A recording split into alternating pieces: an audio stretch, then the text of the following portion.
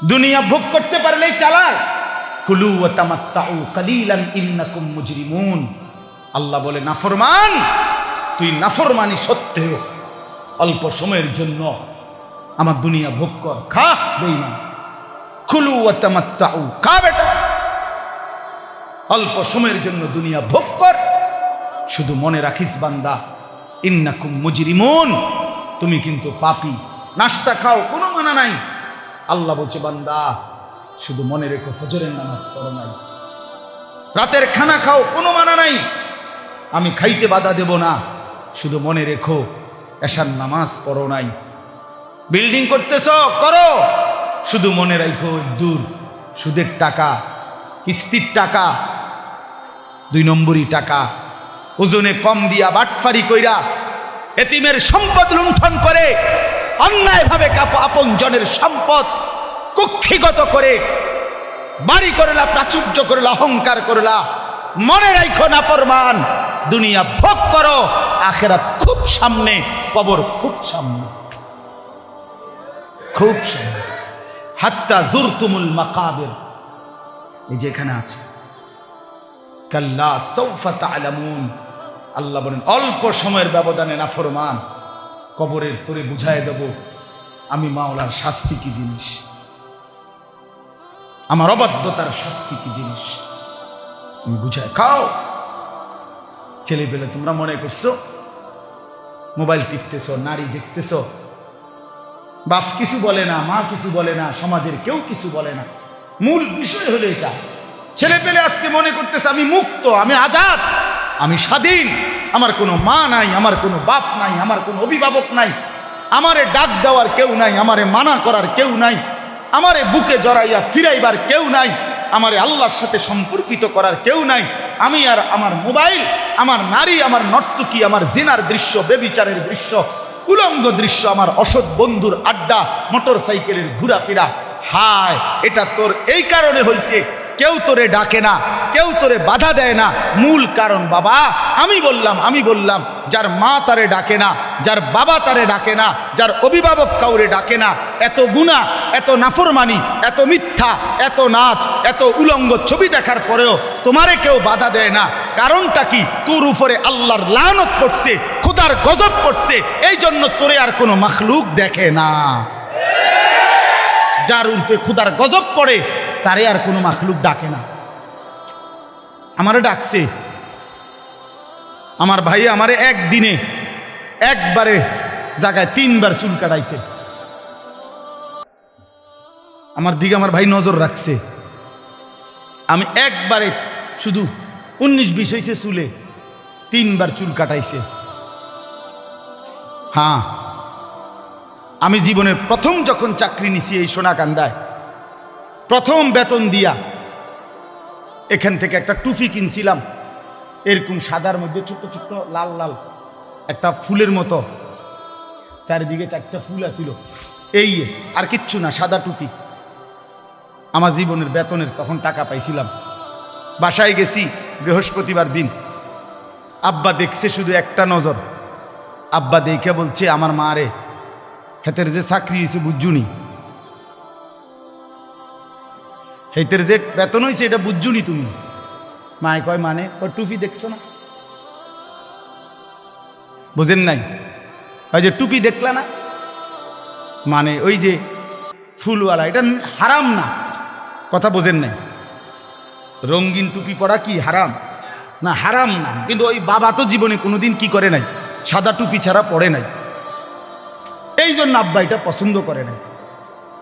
মা আমারে বলছে আলাদা, ফুত তোর আব্বা তোর টুপিটা পছন্দ করে নাই, এটার মধ্যে লাল লাল ফুল আইলো কেন?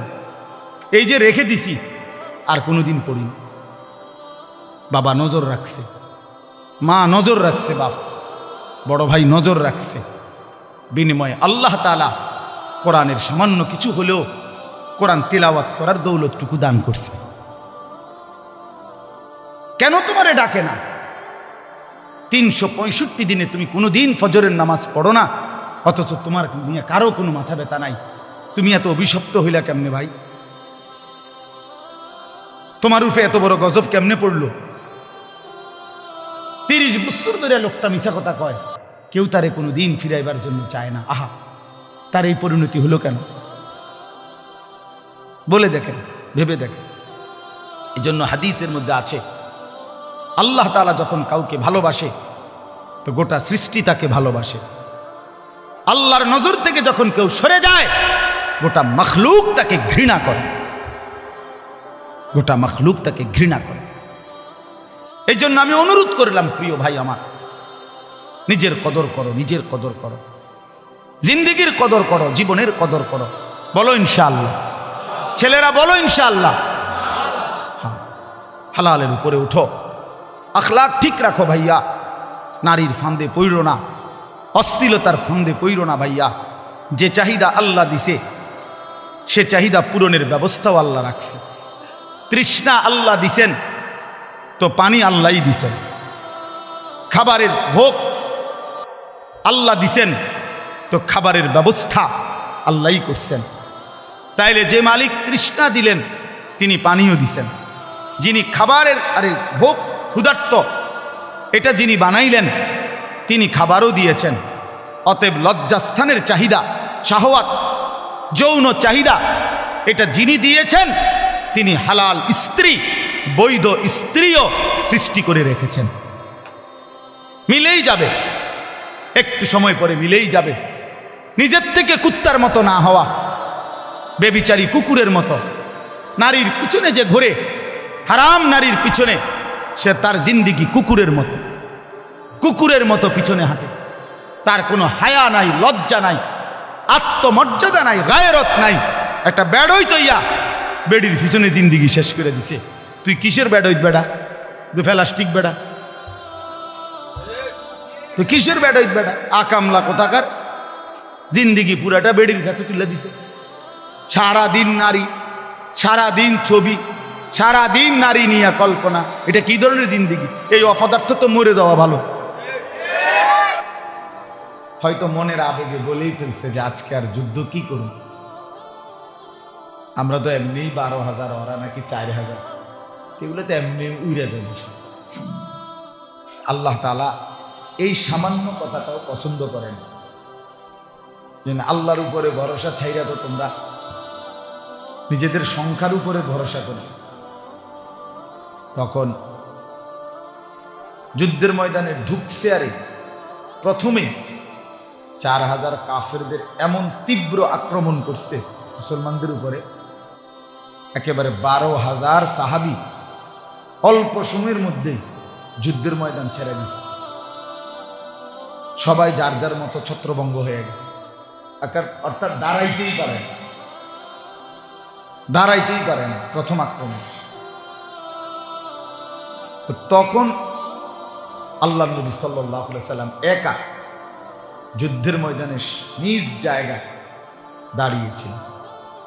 এক সুতা, এক কদম নবী সাল্লাল্লাহু আলাইহি সাল্লাম পিছান নেন এবং সাহাবীদের এবং কাফেরদেরকে লক্ষ্য করে দোনো পক্ষকেই দুইটা কথা নবী বলছেন। সাহাবীদের দিকে তাকাইয়া বলছেন, আনান নবিয়্যু লা কাযিব, আমি নবী আল্লাহর, আমি মিথ্যাবাদী না, আমার উপরে আল্লাহর সাহায্য আসবেই, তোমরা ফিরে আসো। আর কাফেরদের দিকে তাকাইয়া বলছে, আনা ইবনু আব্দুল মুত্তালিব, আমি আব্দুল মুত্তালিবের বংশের ছেলে, আমি কাপুরুষ না, আমার সাথী কেউ যদি না থাকে আমি একা হলেও যুদ্ধ করে যাব, আমি বুকেই দেব, পিঠ দেখাবো না। এই একা হলেও যুদ্ধ। নবী সাল্লাল্লাহু আলাইহি সাল্লাম একাই টিকেছি। এজন্য বাপ, এটা জরুরি বিষয়। দিন যত যাচ্ছে, সময় যত আগে বাড়তেছে, এদিক দিয়ে দিন কমে, ওদিক দিয়ে কিয়ামত আগায়, এটাই স্বাভাবিক। আর কিয়ামত যত আগাচ্ছে, এগিয়ে আসতেছে ফিতনা, ফাসাদ, ইমানের পরীক্ষা, আখিরাতের পরীক্ষাও বাড়তেছে। রাসূলুল্লাহ সাল্লাল্লাহু আলাইহি ওয়াসাল্লাম বলছেন, উম্মত, একটা সময় তোমাদের উপরে এই পরিমাণ ফিতনা আসবে, ও আয়াতিন তাতাবাউ, কানিজামিন কুতিয়া সিলকুহু, অবস্থা এমন হবে যে একটার পর একটা এত দ্রুত ফিতনা আসবে, মুসিবত আসবে, পেরেশানি, নিজের ঈমান আমল টিকিয়ে রাখা এতটা কঠিন হবে, ফিতনা এত ধারাবাহিক আসবে যে নবীজি সাল্লাল্লাহু আলাইহি সাল্লাম বুঝাইছেন, মনে করেন এই যে তসবির দানা, 100টা দানা এইখানে যদি ছুরি দিয়ে এখন কাইটা দেয়, 100 দানা মাটিতে পুঁততে কতক্ষণ লাগবে? সামান্য 1 মিনিটও লাগবে না। অনবরত একটার উপর একটা দানাগুলো পড়বে কিনা, এইটা নবীজি বুঝাইছেন। কার নিজামিন কুতিয়া সিলকুহু, যেমন মালা, মনে করেন তসবির ছড়া, তার রশি যেমন কেটে দিলে সবগুলো দানা একসাথে পড়ে, একটার উপরে একটা, তোমাদের উপরে মুসিবত ফিতনা এভাবে একটার পর একটা পড়বে। কোনটা সামাল দিবে? কোনটা সামাল দিবে? এরকমটা হাদিসের মধ্যে আছে, রাসূলুল্লাহ সাল্লাল্লাহু আলাইহি সাল্লাম একদিন মদিনার একটু উঁচু জায়গায় উঠে, এটা টিলার মতো একটু উঁচু জায়গায় উঠে মদিনার সব ঘরবাড়ির দিকে তাকাইছেন। তাকাইয়া নবীজি সাহাবীদেরকে বলতেছেন, সাথে যারা আছে, ইন্নী লা আরাল ফিতানা কামাওয়াকিল কাতরে খিলালা বুয়ুতিকুম, আমি দেখতেছি তোমাদের প্রতিটা ঘরগুলোতে বৃষ্টির ফোঁটার মতো ফিতনা পড়তেছে, বৃষ্টির ফোঁটার মতো। প্রিয় ভাই, ভেবে দেখেন বৃষ্টির ফোঁটা কেমন, এক ফোঁটা পড়ার 1 মিনিট পরে আরেক ফোঁটা পড়ে, ঠিক না? বুঝেননি বৃষ্টির ফোঁটা কেমনে পড়ে? অনবরত কিনা? অনবরত, ধারাবাহিক, অনবরত। এইভাবে নবীজি বলছেন ফিতনা অনবরত আসবে বৃষ্টির ফোঁটার মতো। রাসূলুল্লাহ সাল্লাল্লাহু আলাইহি সাল্লাম হাদিসে স্পষ্ট, আমি নিজে পড়ছি, নবী সাল্লাল্লাহু আলাইহি সাল্লাম বলছেন, দাজ্জাল যখন বের হবে তো বিভিন্নখানে মানুষের মধ্যে ব্যাপক কানাঘুষা চলবে, তো কিছু কিছু ভুয়া খবর আসবে যে অমুকখানে দাজ্জালকে দেখা গেছে, অমুকখানে। রাসূলুল্লাহ সাল্লাল্লাহু আলাইহি সাল্লাম বলছে, উম্মত সাবধান করলাম, এমন কোন সংবাদ শুই না দাজ্জালকে একটু দেখার জন্য বলে আমি দেখতে এলাম। রাসূলুল্লাহ সাল্লাল্লাহু আলাইহি সাল্লাম বলছে, সাবধান, দেখবার জন্য উকি দিয়া, এক নজর দেখার জন্য তুমি যাইও না, গেলে তুমিও ফিতনায় আক্রান্ত হয়ে ঈমান হারায় ফেলবে, ঈমান হারায় ফেলবে। আমরা অনেক সময় আওয়াজ উঠলে দৌড় মারি, কি হইছে, এমন না যাও, দাজ্জাল আসছে, দাজ্জাল আসছে, এই কথা শুনে দৌড় দিও না। রাসূলুল্লাহ সাল্লাল্লাহু আলাইহি ওয়াসাল্লাম বলছেন, এই জন্য বাপ শুরুর কথা হলো এটাই, দিন যত বাড়তেছে, জিন্দিগি যত সামনে যাচ্ছে, তো মুসিবত, পেরেশানি, অস্থিরতা বাড়তেছে। রাসূলুল্লাহ সাল্লাল্লাহু আলাইহি ওয়াসাল্লাম বলছেন, একটা সময় এমন আসবে যখন ঈমান সংরক্ষণ করা এতটা কঠিন হবে যে কাল কাবিযে আলাল জাম, হাতের মধ্যে, তালুর মধ্যে জ্বলন্ত কয়লা নেওয়া যতটা কঠিন, হাতের মধ্যে যদি জ্বলন্ত কয়লা হাতের তালুতে রাখা যেমন কঠিন, নিজের ঈমান হেফাজত করা এতটা কঠিন। এরকম সময় হবে। নবী সাল্লাল্লাহু আলাইহি ওয়াসাল্লাম বলেন, বাদিরু বিল আমালি ফিতানান কাকিতাইল লাইলিল মুজলিম।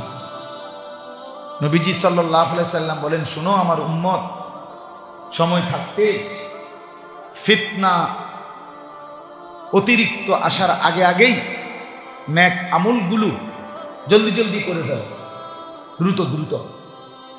এখন সময় আছে, যতক্ষণ সুযোগ আছে নেক আমলগুলো জলদি জলদি করো, নামাজ, রোজা, দান, সাদাকা, জিকির, তেলাওয়াত, তাহাজ্জুদ দ্রুত করো, দ্রুত। ফিতনা আসতে আসতে, ফিতনা কেমন আসবে? নবী সাল্লাল্লাহু আলাইহি সাল্লাম বলেন, কাকিতাইল লাইলিল মুজলিম, অমাবস্যার অন্ধকার রাতে যেমন মানুষ পথ হারায় ফেলে, এইরকম ফিতনা আসবে। অর্থাৎ চারিদিকে বেদিশা হইয়া যাইবা, এত বেশি অন্ধকার যে নিজের শরীরে দেখা যায় না। অমাবস্যার অন্ধকারের মতো তোমাদের উপরে ফিতনা আসবে, তখন আর আমল করার সময় পাইবে না। আমি একটা ছোট্ট উদাহরণ দিই বোঝানোর জন্য। আমি একবার কুমিল্লা একটা হোটেল থেকে রাত্রেবেলা, বৃহস্পতিবার রাতে, আরো আগে, 3 পিস দামি কেক কিনছিলাম। এগুলা জামরুল কেক কয়, গোল গোল পেঁচানো, খুব স্বাদের। তো রাত্রে 2:30-3টা বাজে কুমিল্লা, তখন আমরা ঠাকুরপাড়া কুমিল্লার বাসায় থাকতাম। তা আমি রাত্রে এগুলা নিছি বাসা। সকালবেলা 10টা সাড়ে 10টার দিকে আমি আমার বিবি এবং আমার 2টা বাচ্চা তখন, তো বললাম যে তোমরা এগুলা খাও, আমি জুমার নামাজ পড়ে আসতেছি। তখন আমার আব্বার মসজিদে আমি জুমা পড়তাম ঠাকুরপাড়ায়। আমি নামাজ পড়ে আসতেছি, আমি আমার লাগে 1 পিস রাখো বা একটু রাখো, আমি এটা পরে খাবো, তোমরা এখন খাইয়া ফেলো, আমার সময় নেই। তো ওরা, আমার 2 বাচ্চা এবং বিবি, তারা একটু একটু খাইছে একটু। আমি জুমার নামাজ পড়ে আইসা দেখি 3 জনই ফিট হইয়া পড়ে গেছে। এত বেশি অবস্থা খারাপ যে পেটে 3 জনকেই তৎক্ষণাৎ নিয়ে কুমিল্লা টাওয়ারে হসপিটালে ভর্তি করতেছে। এখন 3 জন 3 সিটে, মেয়েটা একটা সিটে দিছে, ছেলেরে একখানে দিছে, বিবির একটা সিটে দিছে। এখন আমারে ডাক্তারে একবার বলতেছে এটা আনেন ছেলের লেগে, একবার মেয়ের লেগে। আমি সোজা পাগল হয়ে গেছি। হায় হায়, আমি এখন কি করতাম? কি ওর কাছে যাইতাম না হের কাছে যাইতাম না এর কাছে যাইতাম, একই টাইমে। যা আমার বোঝানোর উদ্দেশ্য হলো যে মুসিবতটা যখন একসাথে হয়ে যায় অনেকগুলো, মানুষ তখন দিশেহারা হয়ে যায় যে আমি এখন কি করতে পারি। এই জন্য বাপ, একটা সময় এমন আসবে যে একটা ফ্যামিলির সকলেই এলোমেলো, বাবার তখন মাথা ঠিক থাকবে না। হায়, আমার ছেলেটাও এলোমেলো, মেয়েটাও এলোমেলো, ছেলের বউটাও এলোমেলো, মেয়ের জামাইটাও এলোমেলো, নাতি নাতনিগুলোও এলোমেলো, সবাই এক একজন এক এক মতো। আমার জিন্দিগির আর কি ঠিক করমু কাকে, বুঝামু কারে, মানা করমু কারে, ডাকমু কারে। এই জন্য আজকে কিন্তু আপনারা লক্ষ্য করে দেখেন, একজন মুসলমান তার ঘরের মানুষগুলোর প্রতি তার কোনো নিয়ন্ত্রণ নেই। খাট পালং সোফা ফার্নিচার এটি খুব সুন্দর, বার্নিশ চমৎকার, ইট বালু সিমেন্ট সব 1 নাম্বার, কাঠ 1 নাম্বার, সব খুব সুন্দর। আপন সন্তান, আপন পরিবারের মানুষগুলোর উপরে যে মানুষটা অভিভাবক, রোজগার করে, উপার্জন করে, এই বেচারার কোনো নিয়ন্ত্রণ নেই। চোখের সামনে ছেলেটা, আমি বাপ, অথচ এটা আমার সন্তান। সন্তান এই ছেলেটার বাপ দাদার কারোর সাথে তার চুল, চেহারা, চলা ফেরার কোনো মিল নেই। মেয়েটা মেয়েটার মতো, বউ বউর মতো, যার মন চায় মোবাইল টিপে, যার মন চায় আড্ডা দেয়, যার মন চায় ছবি দেখে, যার মন চায় টেলিভিশন দেখে, যার যেটা মন চায় সে ওটা করতেছে। বউয়ে টেলিভিশন দেখতেছে, ছেলে মোবাইল টিপতেছে, মেয়ে অন্য ছেলের সাথে কথা বলতেছে, সবাই নাফরমানির মধ্যে ব্যস্ত। আর এই বেচারা মাথার ঘাম পায়ে ফেলে এদের জন্য টাকা পয়সা, বাজার সদাই, ঘর দুয়ার, ফার্নিচার, এইগুলো ব্যবস্থা করতে করতে তার জানটা শেষ হয়ে গেল। কিন্তু যাদের জন্য উপার্জন করতেছে তাদের কারো উপরে তার কোনো নিয়ন্ত্রণ নাই। এর চাইতে বড় দুর্ভাগ্য, এর চাইতে বড় বদনসিব আর কি বলেন?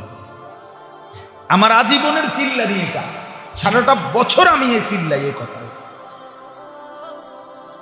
সারাটা বছর আমার এই একই চিল্লানি, একই আহাজারি করি যে কিরে বাপ, পুরাটা জীবন কষ্ট করে মাথার ঘাম পায়ে ফেলে এই টাকাগুলো রোজগার করতেছেন, এত কষ্ট করে এই ঘর সংসার সাজাইলেন, অথচ এই নাফরমান সন্তান খোদার 365 দিনে কোনোদিন এমন সুন্দর তরতাজা ছেলে 16 বছর 14 বছর কোনোদিন ফজরের নামাজ পড়ে না, খোদার একটা বছরে কতদিন এত বড় জানোয়ার মুসলমানের বাচ্চা হয় কেমনে? এত বড় জানোয়ার মুসলমানের বাচ্চা হয় কেমনে? মুসলমানের বাচ্চা হয় কেন বলেন? তুমি বাবার জীবনের সার্থকতাটা কি? এই মার জিন্দেগির সার্থকতাটা কি বলেন? বুঝাইয়া বল, একজন জবাব।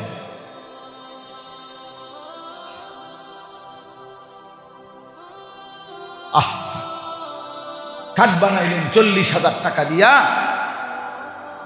আর সেই খাটের মধ্যে শুইয়া সারা রাত ছেলে উলঙ্গ ছবি দেখে। সোফা বানাইলেন 70,000 টাকা খরচ কইরা, সেই সোফার বৈশা বউ বাচ্চা নাতি নাতনি সারাক্ষণ রঙিন টেলিভিশনে নাচ গান নাটক সিনেমা নর্তকীর ছবি দেখে। এই ছিল মুসলমানের জীবন? এটাই আপনার জীবনের সফলতা? এটাই জীবনের চাওয়া পাওয়া ছিল? এই জন্য প্রিয় ভাই, তোমাদেরকেও বলি ভাই, একই কথা ভাইয়া, এই ছেলে বাপ, বারান্দার ছেলেরা কথা বললে বাপ বাইরে হয়ে যাও। তোমার মতো 2-4 জন অপদার্থ বাইরে হয়ে গেলে তেমন সমস্যা হবে না, বাইরে হয়ে যাও ভাই। কথা যদি বাকি থাকে কারো, তুমি বাহিরে গিয়া বলো। এতটুকু দিমাগ যদি না হয় বেটা, মসজিদ এটা শিখবা কোন দিন দোস্ত? খামখেয়ালি ছুটবে কোন দিন? আয়াহসাবুল ইনসানু আন ইউতরাকা সুদান। আল্লাহ তাআলা বলছে, মানুষ কি ভেবেছো তোমরা আমি তোমাদেরকে এমনি এমনি ছেড়ে দেব? আফা হাসিবতুম আন্নামা খালাকনাকুম আবাথান। আল্লাহ তাআলা বলে, বান্দা তুমি কি এই মনে করেছো যে আমি তোমাদেরকে অনর্থক বানিয়েছি? হাল আতা আলাল ইনসানি হিনুম মিনাদ দাহর লাম ইয়াকুন শাইআম মাযকুরা। আল্লাহ তাআলা বলে, বান্দা তুমি জানো না কত যুগ যুগ ধরে আমি আল্লাহ তোমাকে সৃষ্টি করেছি। তুমি 9 মাসে হও নাই, তুমি 9 বছরে তৈরি হও নাই। তুমি জানো না বান্দা, মাটির অস্তিত্ব থেকে আমি তোমাকে বানাইছি। প্রথম তোমার অস্তিত্বের প্রথম বিন্দু মাটি। ওয়ালাকাদ খালাকনাল ইনসানা মিন সুলালাতিন মিন তিন। আল্লাহ তাআলা বলেন, মাটির সারাংশ থেকে আমি আল্লাহ মানুষকে বানিয়েছি। সেই মাটিটা যেটার থেকে তোমারে বানাইছি, সেটা আমি কত হাজার বছর ধরে এই পৃথিবীতে রাখছি। পৃথিবীর কেউ জানতো না, শুধু আমি আল্লাহ জানি। কথা বুঝেন নাই? শুধু আল্লাহ জানে, আল্লাহ জানেন, শুধু আল্লাহ জানেন। মাটি থেকে খাবার উৎপাদন করেছি, সেই খাবারের কণিকার মধ্যে তুমি ছিলা, তোমার অস্তিত্ব ছিল। সেখান থেকে নির্দিষ্ট পরিমাণ খাবার তোমার বাবা ভক্ষণ করছে। সেই বাবার খাবার থেকে আমি আল্লাহ বীর্যের ফোঁটা তৈরি করেছি, তুমি তার মধ্যে ছিলা। সেখান থেকে একটা নির্দিষ্ট সময়ে তোমারই বাবা মায়ের মিলনে উভয়ের বীর্য একত্র করে মিন নুতফাতিন আমশাজ একত্রিত করে মায়ের জরায়ুতে আমি আল্লাহ স্থাপন করেছি। সেখান থেকে আরো 9 মাস ধারাবাহিকভাবে মায়ের রেহেমে, মায়ের জরায়ুতে আমি আল্লাহ তোমাকে তৈরি করেছি। জমাট রক্ত, গোশতের টুকরা, হাড্ডির কঙ্কাল, নাক কান চোখ দিয়ে গোশত মিলাইয়া একদিন রূহ ফুঁকে দিয়ে মায়ের পেট থেকে বের করে এই পৃথিবীর আলো দেখতে দিস। তুমি জানো না বান্দা, তোমারে বানাইতে আমার বহুদিন লাগছে। আমি সেই মালিক যে মালিক কোন বললে হয়ে যেত। আল্লাহ তো কোন বললেই হয়ে যায়, হও বললেই তো হয়ে যায়, ঠিক কিনা বলে? তাহলে আমারে আপনারে আল্লাহ তাআলা 9 মাস লাগাইলো কেন? 9 বছর লাগাইলো কেন? এত লম্বা সময় আমরা জানি না মাটি হিসাবে কতদিন ছিলাম, আমরা জানি না খাবার হিসাবে কতদিন ছিলাম, আমরা জানি না বাবার বীর্য হিসাবে কতদিন ছিলাম, আমরা জানি না মায়ের জরায়ুতে কোন দিন স্থাপন হলাম, আমরা জানি না 9 মাসে কোন দিন নাক লাগাইছে, কোন দিন কেউ বলতে পারে? বলো ছেলেরা, একটা ছেলে বলো, বাপ তোমার মায়ের গর্ভে যে তুমি ছিলা 10 মাস, তোমার নাক লাগাইছে কোন দিন? তোমার চোখ লাগাইছে কোন দিন? এমন সুন্দর যত্ন করে শরীর সাজাইছে যিনি, তিনি পৃথিবীর কাউকে জানান নাই। তোমার মাকেও বলে নাই, মাকেও জানাই নাই যে মা আজ রাতে তোর ছেলের নাক লাগাবো, আজকে রাতে তোর ছেলের কান লাগাবো। আল্লাহ বলে না বান্দা, পৃথিবীর কাউকে না জানিয়ে শুধু আমি একা অন্ধকারের ভেতরে আমি নিজ হাতে তুমি বান্দাকে বানাইছি। তুই আমার বড় মহব্বতের বান্দা, তুই আমার বহুতই আদরের বান্দারে, তোরে আমি বড় যত্ন করে বানিয়েছি। ওয়ালাকাদ খালাকনাকুম সুম্মা সাওয়ারনাকুম। আল্লাহ বলে বান্দা শোনো, তোমাদেরকে আমি বানিয়েছি, তোমাদেরকে আমি আল্লাহ সাজিয়েছি, বানাইছিও আমি, সাজাইছিও আমি।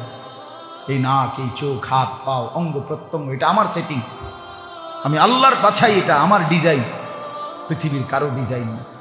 কি বলেন? আল্লাহর ডিজাইন কিনা এটা? আমাদেরকে এভাবে সাজিয়েছেন কে? আল্লাহ তাআলা বলে ঠিক এভাবে আবার আজকে যেমন সাজিয়েছি, হাসরের ময়দানে হুবহু হুবহু ওই চোখ, ওই নাক, ওই কান, ওই চুল, ওই চামড়া তোমারটাই আবার প্রয়োজনে 1,00,000 কোটি বছর হোক কবর থেকে আবার হুবহু সেটাই আমি আবার ফেরত দাঁড় করাবো। বালা কাদিরিনা আলা আন নুসাব্বিয়া বানানা। বানানা, এটা তো আশ্চর্য তরজমা। আল্লাহ বলছে বান্দা শোনো, হাসরের ময়দানে তোমার শরীর আমি শুধু হুবহু আগেরটা ফেরত আনবো এটা না, বরং আলা আন নুসাব্বিয়া বানানা। এই বানানা শব্দের অর্থ হলো মানুষের আঙ্গুলের এই যে ভিতরে যেই রেখা আছে, আপনারা সহজে বুঝবেন। মানুষ যে ফিঙ্গার দেয়, ফিঙ্গার মানে মেশিনের মধ্যে আপনি হাত আঙ্গুল রাখে না, ওই যে পাসপোর্টের সময়, ভিসার সময়, হ্যাঁ এয়ারপোর্টে কি করতে হয়, এরকম মেশিনের মধ্যে ফিঙ্গার দেয়। এইটা দিলে এই ভিতরের রেখাগুলো উঠে, এটা আবার সেটিং করে রাখে। এই 800 কোটি মানুষ যে বর্তমান পৃথিবীতে, 800 কোটি মানুষ যদি হয় বর্তমানে, এই 800 কোটি মানুষ যদি প্রত্যেকের এই বুড়া আঙ্গুল এভাবে মেশিনে রাখে আলাদা আলাদা, এই জায়গা এতটুকু, কিন্তু এই রেখা এতটুকু জায়গার 800 কোটি ভিন্ন ভিন্ন, একটার সাথে মিলবেন। এটা কি কারিগর, কেমনে বানাইছেন? আমাদের একবার এক হাজি মহিলা হারায় গেছিল হজের সময়, আমাদের কাফেলার মহিলা একটা কাগজও নিয়ে গেছে না হোটেল থেকে, একের কিচ্ছু না, কিছুই নিছে না বেটির লগে, হোটেলের একটা কার্ডও নাই। হায় রে আমরা চিন্তায়, এই বেটিরে পাইব কেমনে? রাত্র 11টার দিকে সৌদি মুআল্লিম অফিস থেকে ফোন দিছে আমাদের মুআল্লিমের কাছে, বাংলাদেশি মুআল্লিমের কাছে, যে আপনার মহিলা হাজি অমুক নাম, আপনি এসে নিয়ে যান। তো আমাদের মুআল্লিম জিয়া ওইখান থেকে মহিলারা আনছে, তো জিজ্ঞেস করছে যে আপনারা ওনারে কেমনে চিনলেন যে এটা আমার হাজি? মহিলার কাছে কিছুই নাই, কিন্তু শেষ পর্যন্ত আমরা তার ওই ফিঙ্গার আবার মেশিনে যখন দিছি তখন তো ওই ফিঙ্গার দেওয়াতেই পুরা তথ্য এটা চলে আসছে। তো এখানেই তো আছে কম্পিউটারে যে সে কোন হাজি, কার গ্রুপ, কার কি, সব কিছু শুধু আঙ্গুলের ছাপ দিয়া। তো আমার অর্থ হইল